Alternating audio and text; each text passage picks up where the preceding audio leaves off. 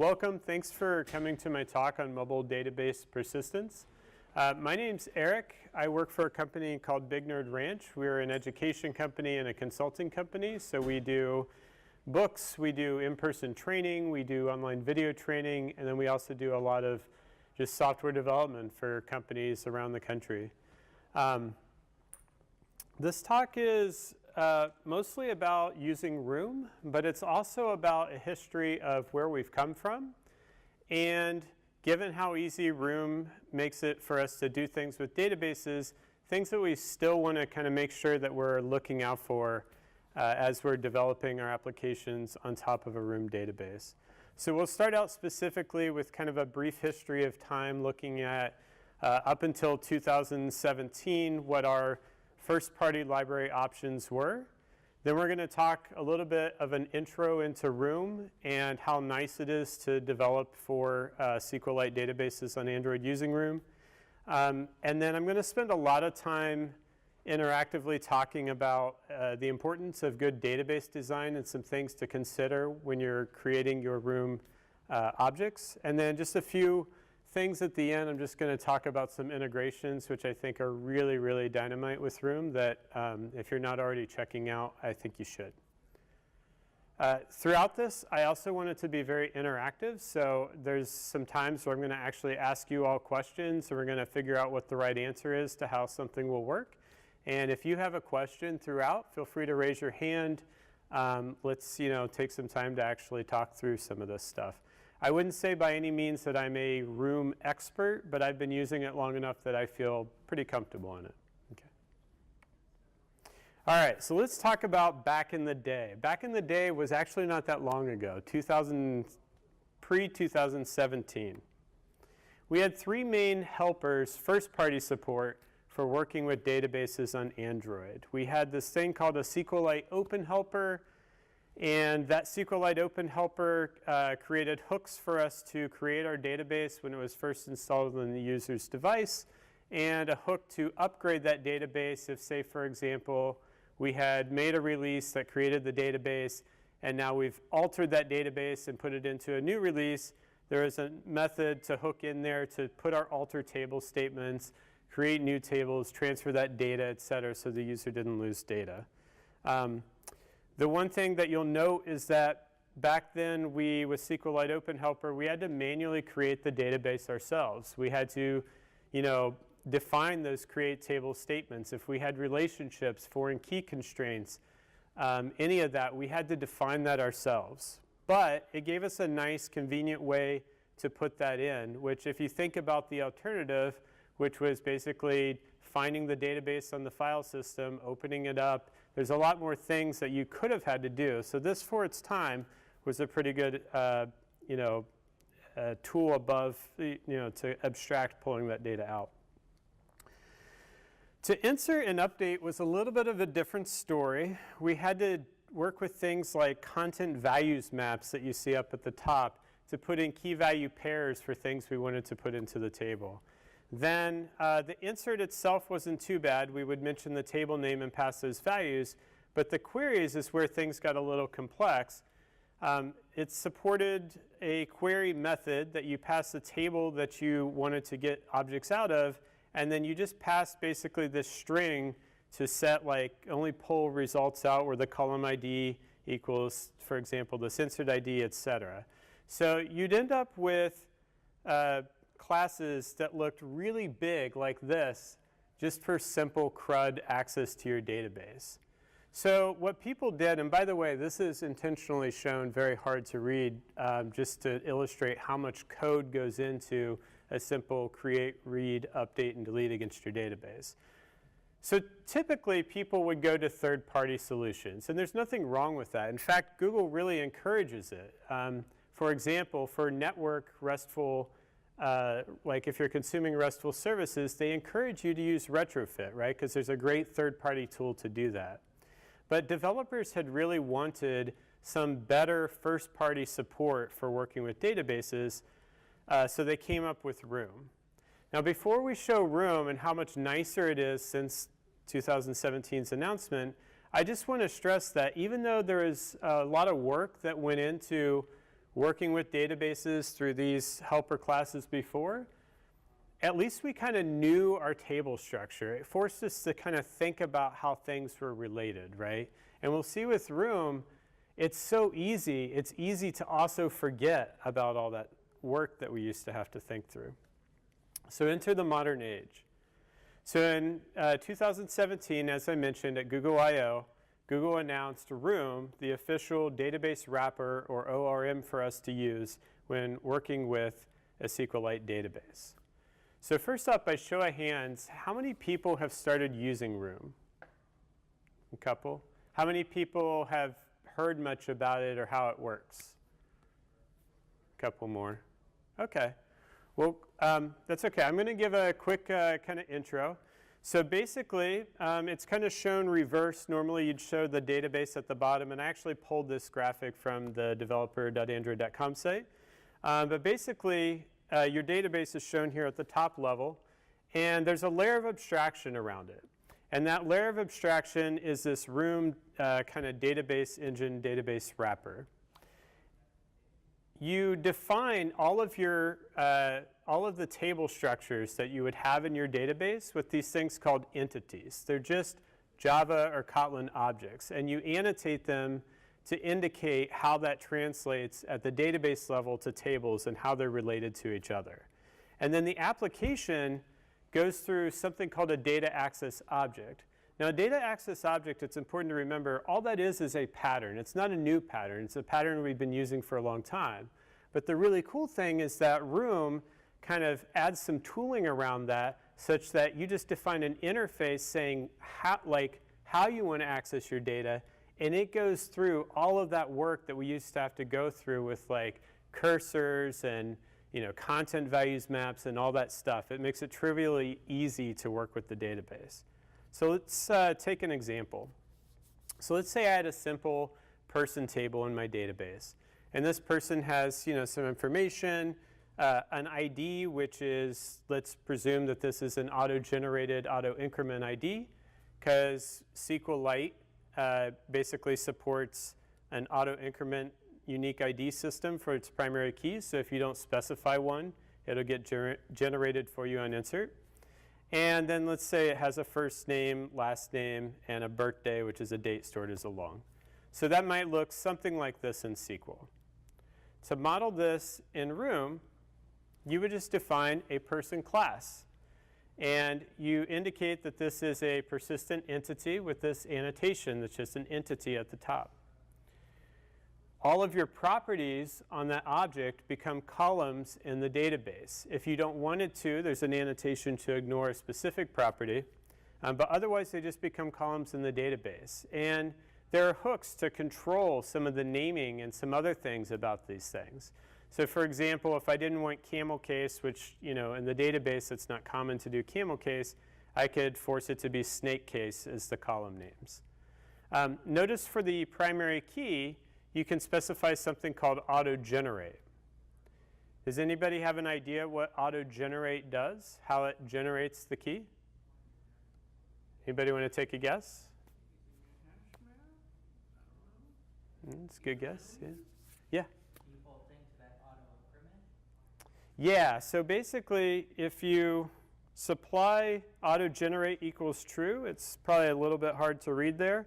But as part of the SQL statement, it adds that auto-increment there.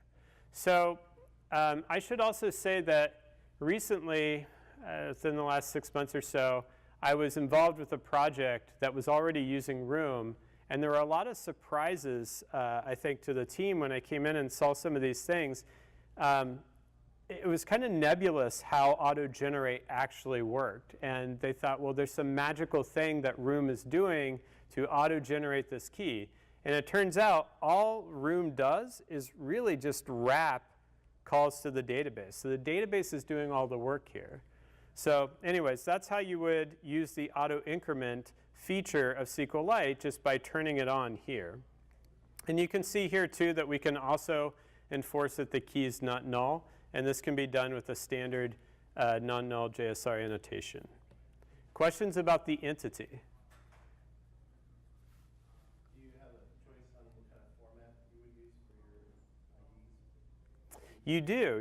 In fact, I have it in a couple slides, but you can make it a string, for example, if you would prefer over an int. You'd have to supply your own. It can't auto-increment that. But you could do that, just use a UUID or something like that. Yeah. OK, so let's look at our DAOs. So this looks much nicer than a full page of code, at least to me. And the reason that this works, you'll notice that this is an interface. What happens is there's a lot of annotation parsing, compile time, build time annotation parsing that happens here. And Room, when it builds your project and it's configured to look for these DAOs, it will take those and it will generate an impl class that does all the hard work of working with cursors and translating those back to objects, et cetera. So it's really kind of cool and powerful, everything that it's doing. And you just define a simple interface with like how to get all people, for example, or how to find a person by their ID. So this becomes very simple to set up. And the other cool thing about this is you might be worried about, well, actually, we never had this to begin with, but you might be worried about, what if I have a mistake in my SQL? Like, what if I said selects, plural, right? Selects star from person. It turns out that during the build time, this will be caught and flagged. This will be underlined in red, and you can't build it because it will actually parse your SQL here to make sure it's valid. And it's not just for syntax, too. If I put persons or people and the actual database table name is person, it will also give me an error there and says, I don't know what a person's is. You have just a person table, but you don't have a person's.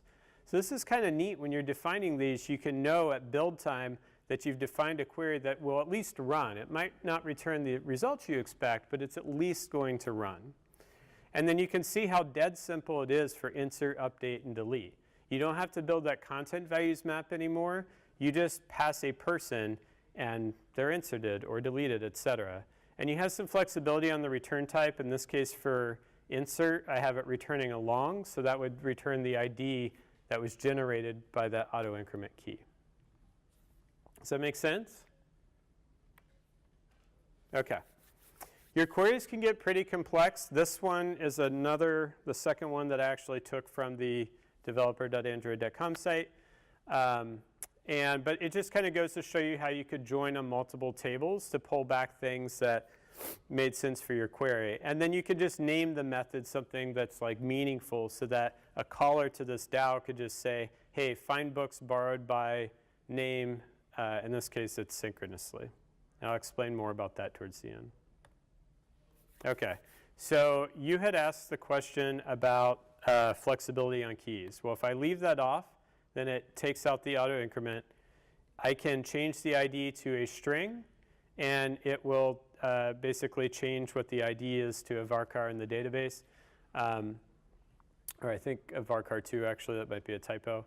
If you're not familiar with Kotlin, this is just like doing type inference to make this a string. I could have explicitly just typed it as a string, too.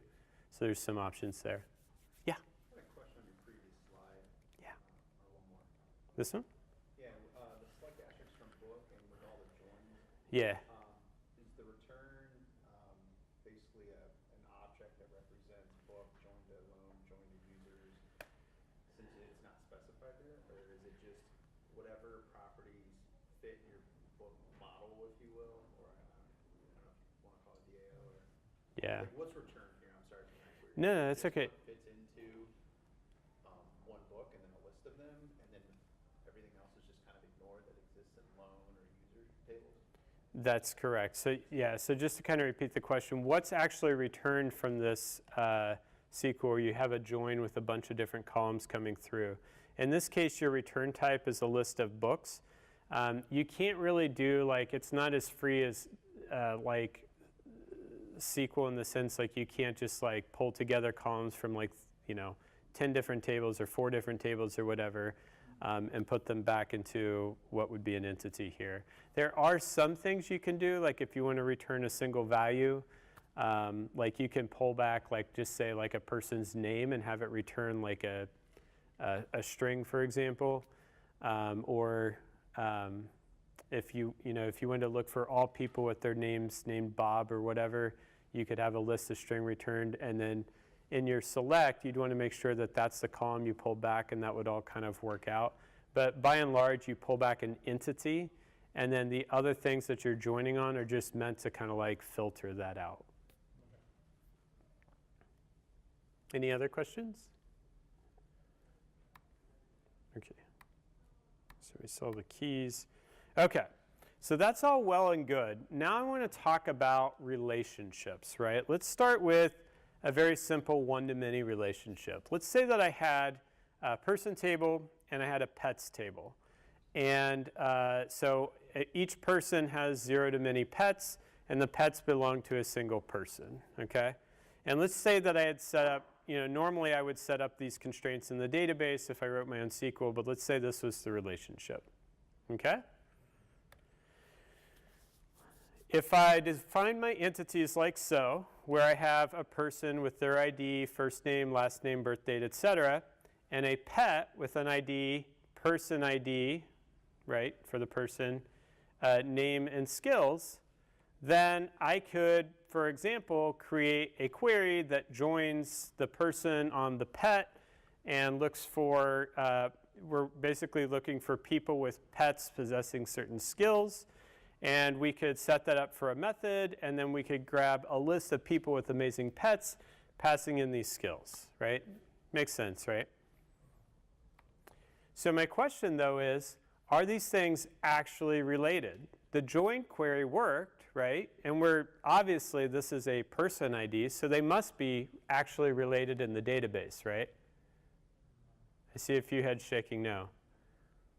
Anybody think yes? Okay.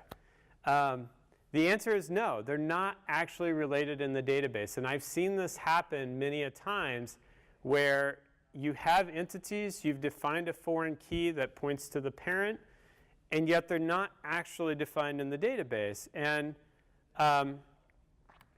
you might ask, does this even matter, right? Like, why? If I'm querying these out, like, what's the big deal? Can anybody think of why it might matter? Yeah. Orphaned records, that's exactly it. What happens if we delete Bobby? What happens to Bobby's pets? They're just sitting around orphaned, and we're not cleaning those up, right? So you either have to do that manually, which is a bad idea, or you can set up foreign key relationships. And again, just to kind of reiterate the point, what if you had a many-to-many relationship? Well, it turns out you have to create another entity to map that join table. Again, you'd have orphaned objects or orphaned rows, and you don't want that, right? And if that's not enough to convince you, maybe for this simple example, you could do, delete in the same transaction for both, tables. Think about scale. Think about as you have, a person which might have 0 or more addresses and phone numbers, and then you have a many-to-many relationship between them and their pets, et cetera. Now you delete a person, you're going to go and delete from the address, the phone, and the person pet separately. That's not really where you want to be doing that. There might be some special cases for certain use cases in your app or certain apps, but for the most part, you want the database to do that, right? Like that's what it was designed to do. So you can do that very easily, but you have to do that. You have to remember to do that. And I've seen on code where people don't do this, and then they get into a situation where they're deleting 8 different records from 8 different tables all at the same time. But it's pretty easy to do. Inside of your entity tag, there's a foreign keys value you can set inside here, and that's just an array of foreign keys that you can set. You set the entity on that foreign key to the entity that you're pointing up to, like your parent, and then the parent column, which in this case would just be ID, and for this specific example, the child column would be this person ID, and then you define what happens when, say, like it's deleted, and I'm not showing on update, but you also have that available too. Questions about how that's defined or why we need it? Okay. So Cascade does what you think it would do. It would, when you delete the person, it deletes their pets. You also have set null, which is a very common one I've seen. You can set the ID to null. It has a bunch of others too, like you have restrict, just like you would in any other database environment. Although personally, and somebody correct me if they've found a good use case for it, it feels to me like restrict, which would in this case prevent you from deleting a person before you deleted pets that are pointing to that person. It seems like that doesn't make as much sense on mobile unless you're trying to force your future developer self to remember to think about relationships, but otherwise, like, there's no reason that you wouldn't want to either set it null or cascade, right? Typically, in my experience, like, restrict would be for, you know, a shared tenant database in a network somewhere where you have a bunch of apps pointing to it, and you want to kind of have some sense of control there. But has anybody actually used restrict for their foreign keys on a mobile app? No? Okay. Okay, so I want to move into another thing, which is performance. Again, this might seem obvious if you've been doing database development for a while, but again, I've seen this when we have, like, let's say we had a person defined. Maybe it's the same person, but I'm just going to show you two properties here. The ID, obviously, and the first name. Let's say we set up a query for that, and we said select star from person where their first name is the first name that you passed in here. And let's say they were looking for John, right? This record here. What's the issue here? What's going to happen when we issue this request? Yeah, full table scan, right? That sucks. That's going to take a long time to go through the entire table to find that. It's very easy to add an index. All you have to do is add on to that column info, say index equals true. But you got to remember to do that. So the point I'm trying to emphasize here is that Room is amazing. It is so easy to do this stuff. Like, it's very trivial, very quick. There's very little code you have to put into your app. But you do have to think about these things and not forget about these basics. The next thing I want to talk about might be some more, I guess, kind of gotchas here, consistent data. All right, so let's take another example. And in this case, if you have a more complex index that you want to set, like whether or not you want to set it to true or false for uniqueness, or even like compound index and keys, et cetera, you can do that. And you would do that at the entity level. And so let's say for this example, I have a person defined, and I am setting an index on their first name, and I'm saying that their first name has to be unique, right? Then let's say I had a DAO method for insert, and for this experiment, let's just say that the database is empty before we run it, and I'm going to insert these 3 rows, right? Or attempt to, at least. So I put in the first one, so we have a Bob in the database, and their ID is 1. I put in the second one, we have a Charlie in the database, their ID is 2. What do you think is going to happen when I try to put in another Bob with their ID 3? Well, it actually depends. And to be honest with you, I'm not sure the sensible default, but it depends on your conflict resolution strategy. My recommendation is to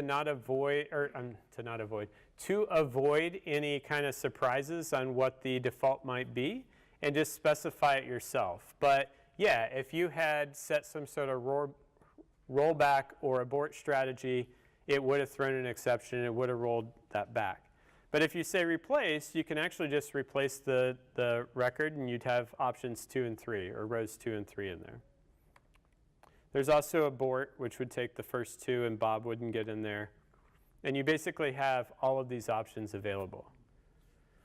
All these options, most of them aren't controlled, if not all of them, aren't controlled at the room level. This changes well, some of these are like rollback, but like this changes how some of the SQL statements are generated. So for example, if you use replace, the actual statement that gets run is not exactly, well, you're not defining a statement, but if you did, it would change a bit. It's going to do insert or replace into yada yada versus insert or ignore, et cetera. Does ignore just not act on your request? What is it? As far as I can tell, ignore just silently doesn't do anything, so it's not the best option. In practice, I've only used rollback or replace. Yeah, I haven't experimented with the others in practice. But these are all the options. If you follow basically the API for this conflict strategy, these are the options and documentation for them. Other questions? Sure. Okay. All right, so let's talk about transactional integrity. Before we get into this, let me tell you that everything you do in Room runs in a transaction. So keep that in mind as we go into this next phase. Okay, so now I have a multiple choice quiz here, okay? We're going to do it together, so it'll be kind of fun. I have a person table with other things, but they have a first name property / column. It must be unique, so this is no different than what we just saw. I have a conflict resolution strategy of rollback, and I have a function that's going to save people, and I'm going to do these three over again. So my question to you is, knowing everything we know and setting this up, are we going to end up with what's behind door number A, or letter A, B, or C? How many people say A? Oh, is that a question, or? Oh, raising for A. Okay. Anybody else? Oh, A? How many A's? Let me see the hands. Okay. How many B's? Ooh, it's like half and half now. I'm not sure. How many C's? Yeah, because obviously that's a problem, right? It's unique. C was like it's like when you're taking like the SATs or ACTs, you like throw out the ones you know are wrong. So we'll throw out C very quickly. Okay. So which one is it? Well, it is true. I didn't lie to you. Everything in Room runs within a transaction. However, each of these DAOs run their own transaction. And this is something that is very easy to miss. When you're first getting started on Room, I've seen this happen. People don't really realize this nuance. So what would actually happen is one transaction would be started, Bob's inserted. That's great. Another transaction, Charlie's inserted. Fantastic. Another transaction, ooh, this is bad. Let's roll back that transaction. But now we've been left with like half a transaction, half of a real transaction in our database, right? So that's obviously not what we want. So what can we do? What do you mean by half of a real transaction? Oh, yeah, I probably shouldn't have said it like that.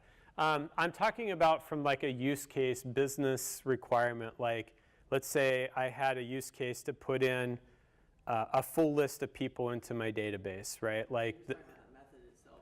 right, yeah, and I'm just saying like right now, if my use case was to save all the people who showed up at the party, say, right, then I've saved 2 people, but my job was to save everybody or nobody, right? So it's not atomic, it's not one unit. That's all I mean. Yes? One question, in the save people function on the 3rd line, Mm-hmm. when that fails, Mm-hmm. does it fail silently, or is there some result, or does it throw an exception? Exception, yeah. So you'd at least know about it. But when you knew about it, you'd have to be like, well, crap, now I got to go delete these other ones manually, right? So if you want option A, which is what we should want as any good database developer who wants like an atomic transaction, right? There are 2 options. I'm going to show you the first option that has more control, but it's a little bit more verbose. And that is you can get a handle on the underlying database and actually begin a transaction.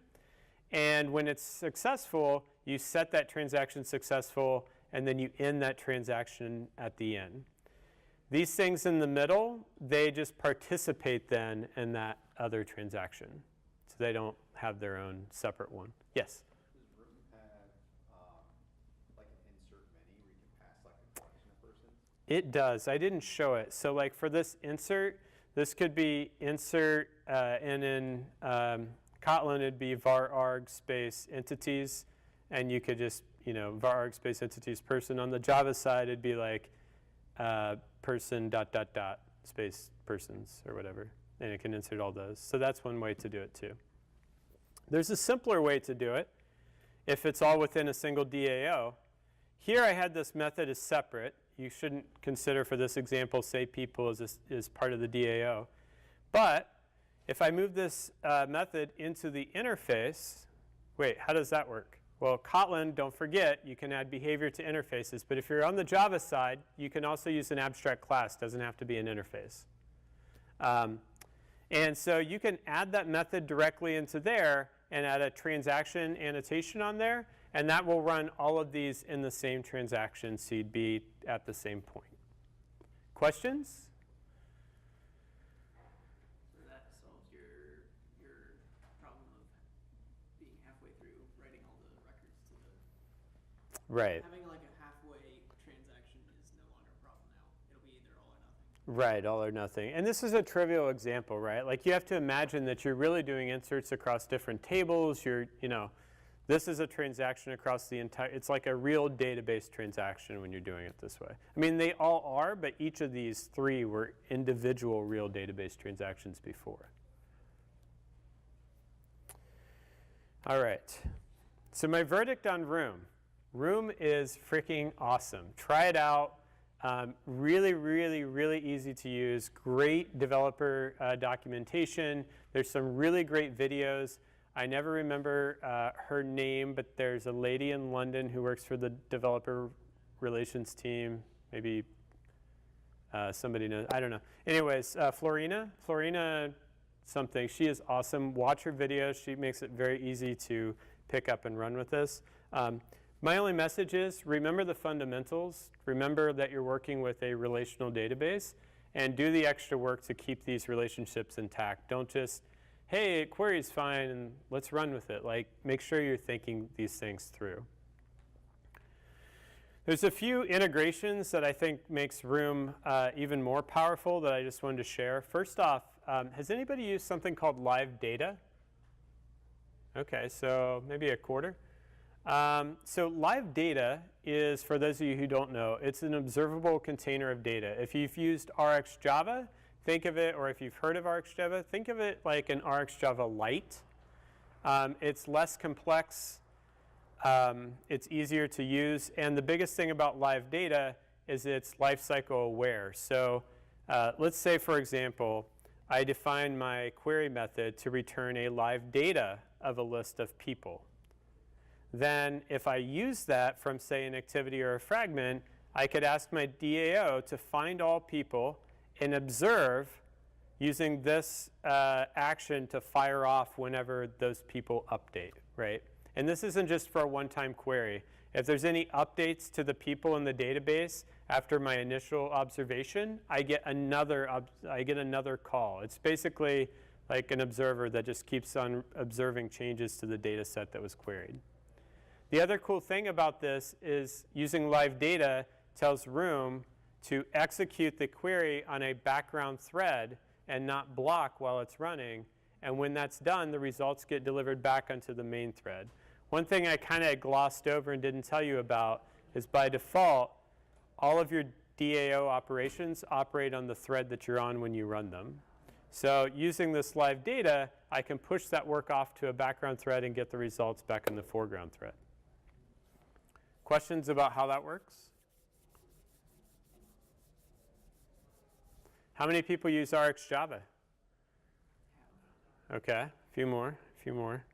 You can do almost the same thing with RxJava, and it supports flowables, so if you want continued updates to the data set after the original query, or singles, if you just wanted it a single time, but you wanted to push that work off to a background thread.